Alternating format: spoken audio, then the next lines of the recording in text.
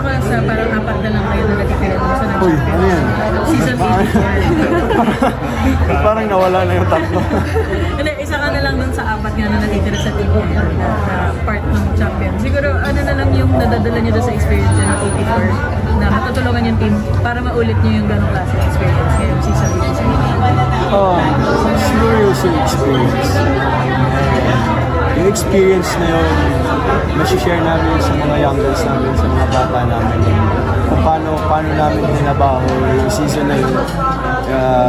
Kumbaga, importante sa amin yung part ng mga veterans na malaman ng mga bata kung ano yung naranasan namin yung season na yun para makuha yung championships.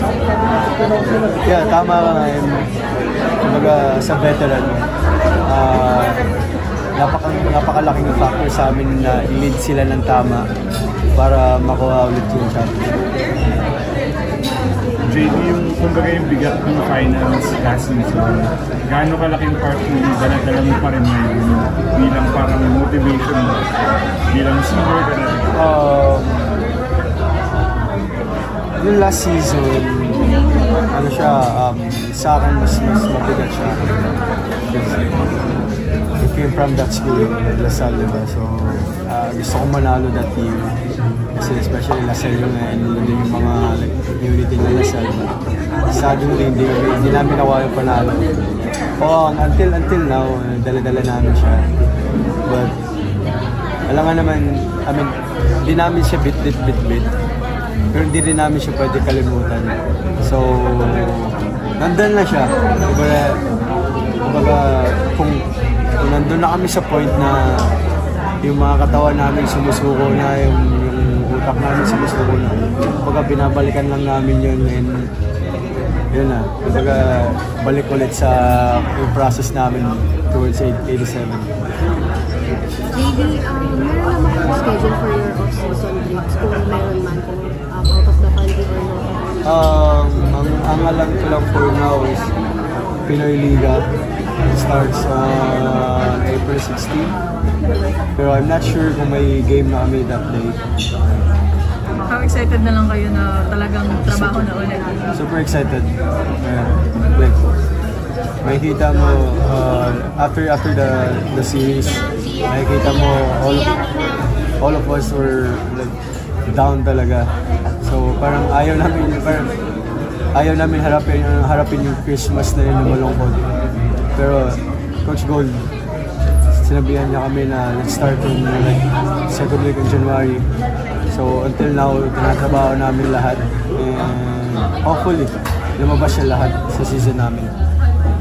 JD, ano masasabi mo na kasama mo na ngayon si Ray Remoga na isa rin sa isang pamalakasang Guardian Guard? Of course, UP were very thankful for Ray Remoga na lumipat siya sa amin kasi he's a big help for us, especially next season.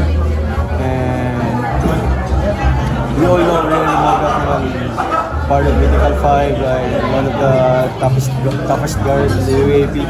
So for sure, marami siyang pahihirapan and marami siyang may tutulong sa UP. Although hindi kami mag-aabot kasi it's my last play niya this year. Pero I know mabait siyang bata and napaka down to earth. So far ba may nagkakaroon na kayo ng mga pag-uusap? Kasi syempre siya yung susunod.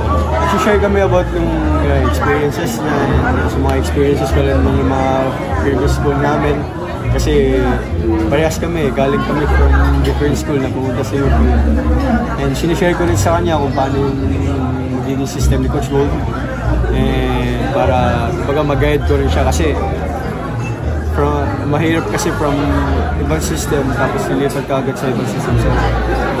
So, naalalayan namin siya. Hindi lang naman ako. Meron din naman yung mga ibang mga veterans, yung mga like yung player ni Coach Gold na yun na mas nakakalam ng sistema ni Coach Gold. So, ginaguide namin lahat ng bago. Hindi lang din naman si Ray. Kasi marami rin namin bago. So, tulungan lang kami. As a team talaga. JD, how do you look forward to playing with Ray? Kasi maglalaro na siya next season. Obviously, yung role niya as a big, parang fill the void ng pagkawala niya.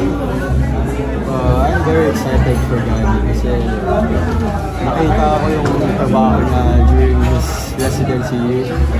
So, kung nakikita mo sila na physically niya, pumayat siya and yung work ethic niya para mag-fit talaga sa system ni Coach Goldus. Grabe yung ginawa niya. And very excited ako kasi although nakalaro na siya ng 1 year sa UAP and alam niya na yun ang paano laruin. So, yeah, happy kami and very excited kasi for sure, it's a big help for us.